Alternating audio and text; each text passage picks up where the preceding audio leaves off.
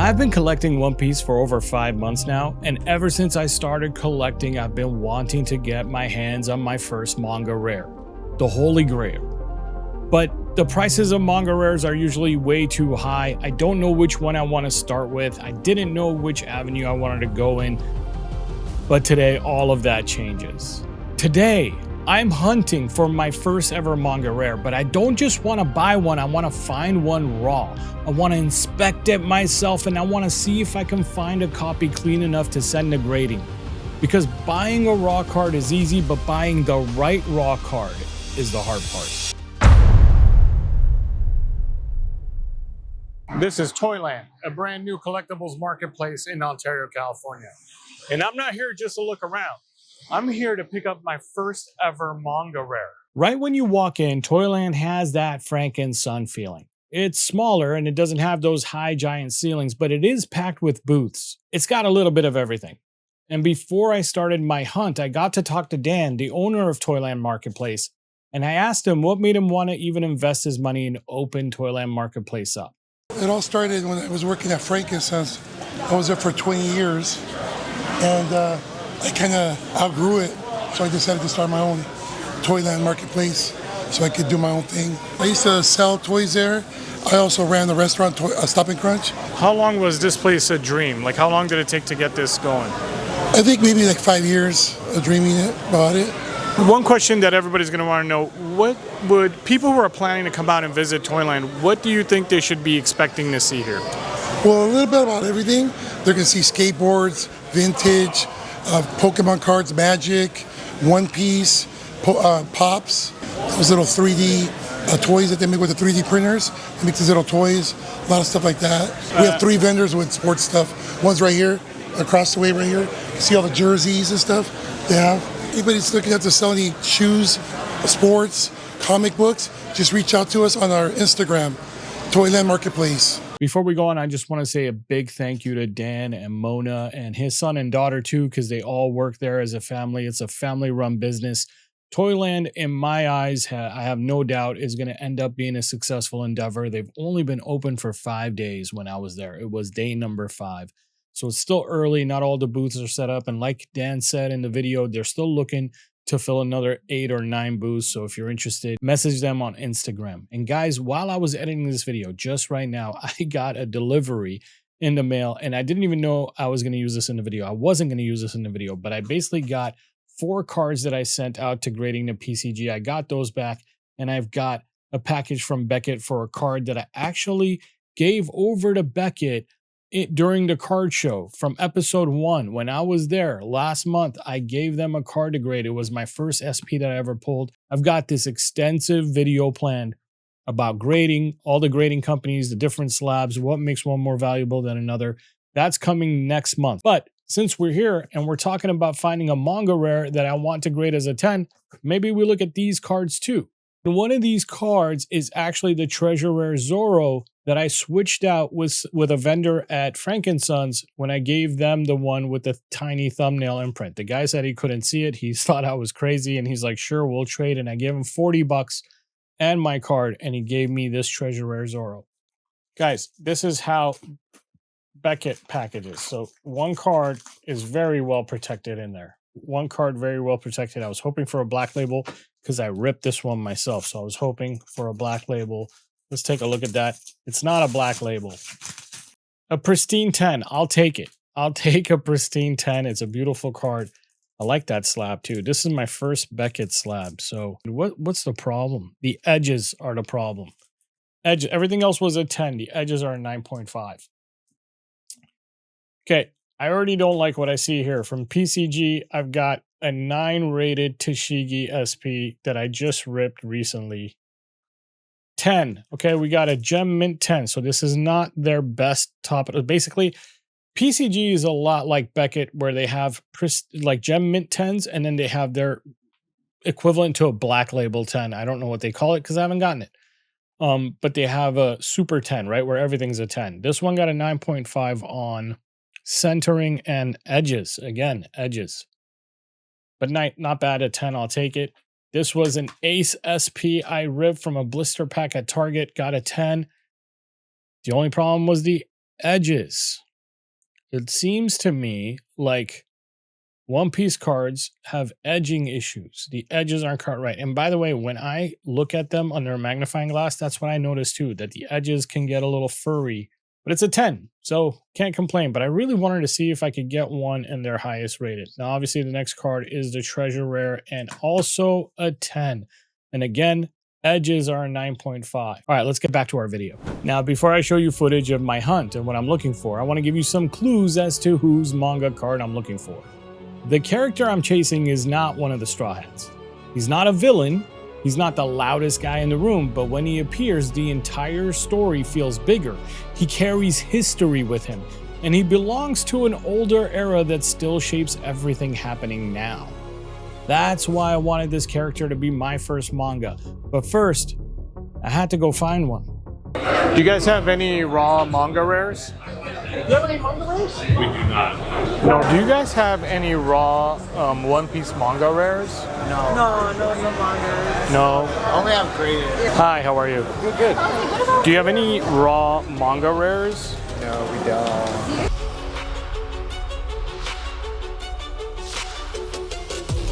This was starting to get frustrating. This is the part of the card hunting that never looks cool. I'm walking up to booths holding a camera, I've got a mic attached to me, and I keep asking questions, and all I hear is no. And I'm starting to realize that maybe this challenge was just impossible. Everybody posts these YouTube videos they make where they get all these cool pickups, but nobody posts YouTube videos walking up to booths and just hearing no after no after no. And at this point on my journey, I was thinking, I'm not really sure how this video is going to end. Maybe this wasn't a good idea. I'm running out of time to make this video, so I'm taking you with me on my walk. Let's go. When I first came up with the idea of what to do in this video, I really underestimated how challenging this task was going to be. But the truth is, the challenge is probably why I'm so interested in making this video in the first place. When you buy a PSA 10 graded card, most of the work is done already. Actually, all the work is done already. Somebody else found the card, they inspected it, they submitted it and they waited, and they got that 10 grade, and that's why you pay the premium. But when you buy a raw card, you're making the call yourself. You're the one inspecting it, you're looking at the card and saying, I think this has a shot. And if you're right, that has to be one of the most satisfying feelings. I bet it's almost as good as buying a blister pack at MSRP and ripping an SP or a manga from it. And it can be profitable too, because a PSA 10 graded card usually sells for more than double the price of the same card in its raw form.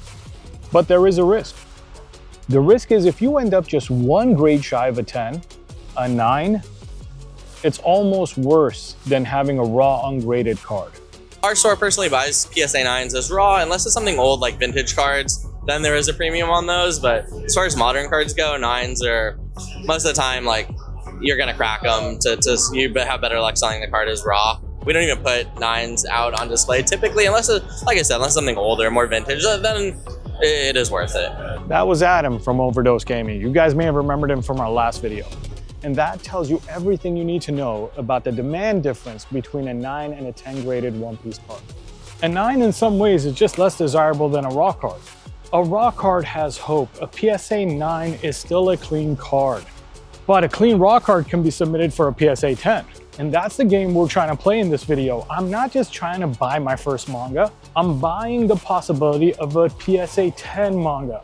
All right, we're almost home. Let's get back in the studio.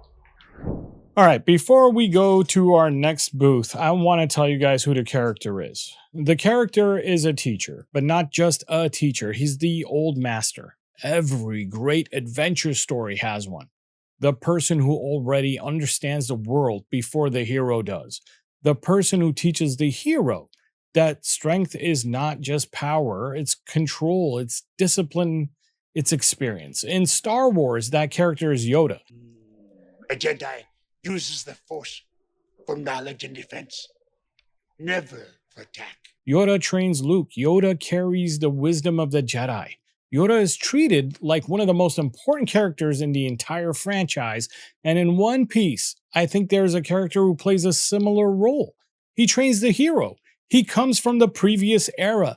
He knows what a person who should be king of the pirates should look like, And for some reason, I don't think collectors talk about him the way they should.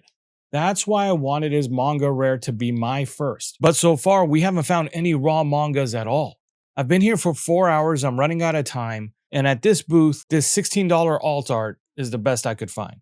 How much for that Silver's Rayleigh? And there he is, Silver's Rayleigh, the Dark Knight, the right hand of the Pirate King. Start with the basics. In 2 years' time, I'll teach you how to use all 3 types, even Conqueror's Hockey. The man who trained Luffy, the Yoda of One Piece. This was the character I had been talking about. And after striking out at multiple booths, I found a Silver's Rayleigh alt art for $16. Not the manga, not the card I came for, but still Rayleigh. So I bought it. And honestly, at that moment, I thought this might be the pickup of the day. I was ready to leave, but before leaving, I checked one more booth, and it was the only One Piece booth left to check. Do you have any raw mangas? Oh, you do? Can I see some of these? To my surprise, he had raw mangas. He even had the Silver's Rayleigh. There it was. Manga, rare, raw, Silver's Rayleigh, the exact card I had been looking for. For a second, I thought the hunt was saved, but then... A little bit away right at the top right there. It has a little bit of what? Yeah, right there. It does. No, man, light played, white scratches on the top. Are you kidding me? The front looked amazing, but the back top edge had all this whitening and not just one tiny dot. Enough whitening that I could not ignore it. For a personal collection, maybe that's fine, but for this mission, it was not fine because I was not just looking for Rayleigh, I was looking for Rayleigh with a shot at a 10. And this copy did not feel like that. And this is a part where you have to be honest with yourself. The emotional side says buy it. You finally found the card. You're holding it, you can see it, you already imagined owning it, but the grading side has to be colder than that. If the edge is bad, the edge is bad. You cannot talk yourself into a 10 just because you want the card to be clean. That is how you make expensive mistakes. So I passed.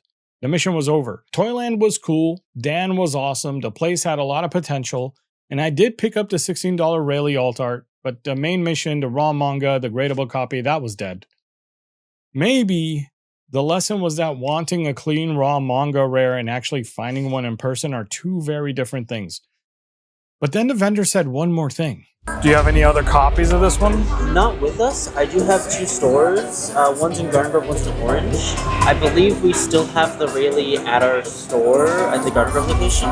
This one's in Garden Grove. Garden Grove. We do also have a location in Orange. I'm not sure if they have one. Okay, the Garden Grove might have it, basically. Wait, what? You have a store in Garden Grove and you think you have a clean one? I mean, it's hope. It's not a perfect yes, I'm sure. I think we might have one at JJ's Collectibles in Garden Grove. It's an hour away through traffic and I had a choice to make. Take my $16 Rayleigh and call it a day, or chase the lead and drive an hour in traffic to Garden Grove hoping that we actually get a clean raw manga rare of Silver's Rayleigh.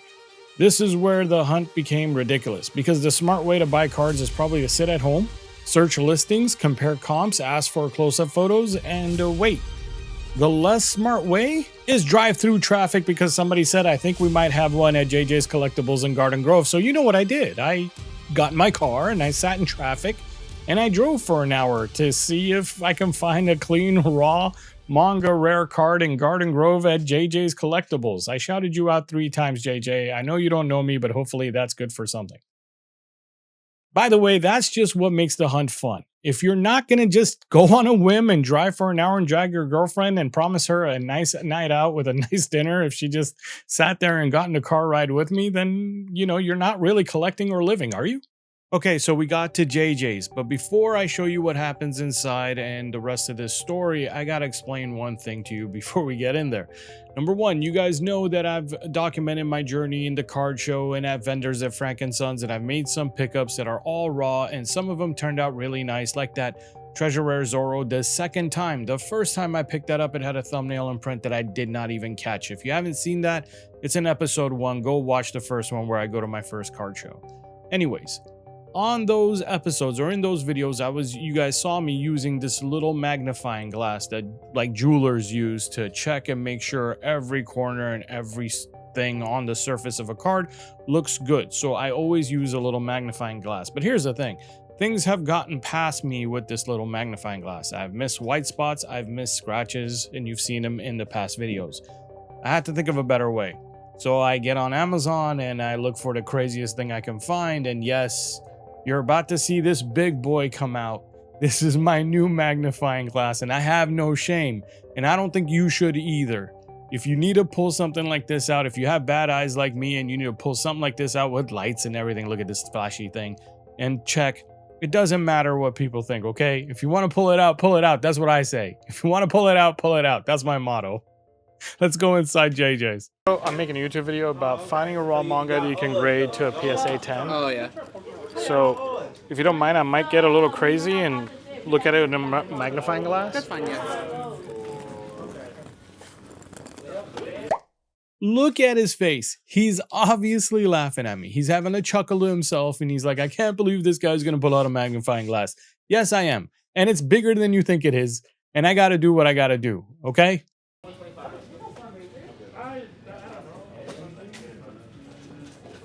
I checked the corners. I checked the back edges. I checked the surface. I looked at it under a couple of different lights. And then I saw something that made me nervous. Do you know if that's supposed to be there? Look right there. Is it real quick? Sorry. Yeah, sure. Right there is like a black dot. Do you see it or no? Yeah, I see what you're saying. Is that supposed to be? Is it a part of the manga art or? Let me see. Let me look at the picture. Yeah. If you look at the picture on TCG. Oh yeah, it has it. It's right yeah, there. it has it. Perfect, perfect, perfect. That's exactly the kind of help I need. That moment is exactly why I wanted to buy this in person. With manga art, not every mark is damaged. Sometimes what looks like a defect is actually a part of the artwork. And sometimes what looks like part of the artwork is actually a defect. When you're new, you have to ask, you have to compare, you have to be willing to say, I don't know. That's how you learn, man. And I'm new and I'm learning. And for the first time all day, this is where I started to think this might actually be the one. How much do you want for this? 580. And then will you do partial trade and mostly cash? The price was $580, but I had brought my binder with me to trade some cards because I wanted to bring that cash number down a little. Oh, This one. the green one. Yeah. For sure. And then depending on what you'll offer, maybe that's the only thing I'll trade. If not, then if you guys will take some OP16 cards, I also have the alt secret. I showed him the Shanks SP, then the Teach, then the Vista, Treasure Rare. The goal was simple, get the deal to a number where I felt comfortable taking the risk. If you want to use this, go for it. Oh, you're good, yeah. I offered, but he's too good for the magnifying glass. He's just too good for it. Because 205 is what I could give you for these two. Yeah. And then you would owe 680, or sorry, 580. And so you just owe 375. 375. Let me see if I can get. I'm trying to get it down to like 350 or less.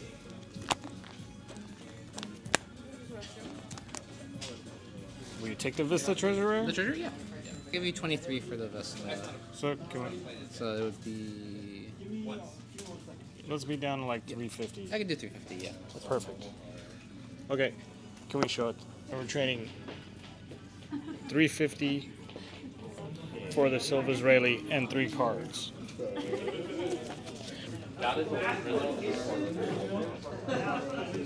Yo, did this guy just spend time laughing at me for using a magnifying glass to check a card that he's given me and then hold my cash up to the light to check and make sure my cash is legit? For real? What? Let me grab you your change real quick. Thank you. We got it. We found it. It's right here in the binder. It's going to stay here for a little while. Then I'm going to give it a nice little once over before I send it to PSA. I might actually hang on to it and turn it into PSA next month because I'm going to another card show where I'm sure they're going to have a booth. And then I get to hand it in person with my own hands. But it was a journey, man. It was a journey. I'm glad it wasn't a piece of cake. I'm glad that there was a little bit of a challenge. I'm gonna cherish that card. I just hope it does come back as a 10. I think it will. I don't see many things. There's a little speck of a white dot in one of the corners. Not enough to not get a 10, but probably not enough to not get Black Label 10, with BGS. But that was it. That's our story. That's our video. Check out Toyland if you haven't, if you're in the area. And if you are interested in getting a booth, hit them up on Instagram. Thank you so much for watching the video. Hit the like, hit that subscribe if you haven't. It'll really help me out. This is a brand new channel. This is just video number 3. If you are new to the channel, go watch videos number 1 and 2 and try to catch up. I'm going to the Luffy game tonight, actually, to try and pick up my Dodgers Luffy. I'll have 2 for sure because I have 2 tickets. And I'm going to take some cash with me and see if I can buy some off other people. The story of the Dodgers Luffy game video is going to be coming out next, which will probably be in about a week or 10 days when I edit it, put it together. And then we'll just see where this journey goes. We'll be together on this journey while you guys see how I learn. And I'm going to make mistakes and you get to witness me making mistakes. I also have to mention that I do have a shop on Whatnot, Samik's TCG on Whatnot. I'm not going to be live this week because I'm going out of town. After the Luffy game, I'm driving to Vegas to go visit my parents for the holidays. I'll be back next week and we will have a show on Tuesday of next week at either 6 p.m. Pacific or 7 p.m. Pacific. So either 9 p.m. Eastern or 10 p.m. Eastern. Samik's on Whatnot, where we do character breaks. We're breaking a case. We still have 2 SPs and a manga that we're chasing, guys. So find me on Whatnot if you know what a character break is. And if you don't, just come hang out on the channel. We'll explain what's going on. You don't have to bid. You don't have to buy anything. You can just hang out on the stream. Samik's on Whatnot. Guys, thank you so much. I'll see you next time.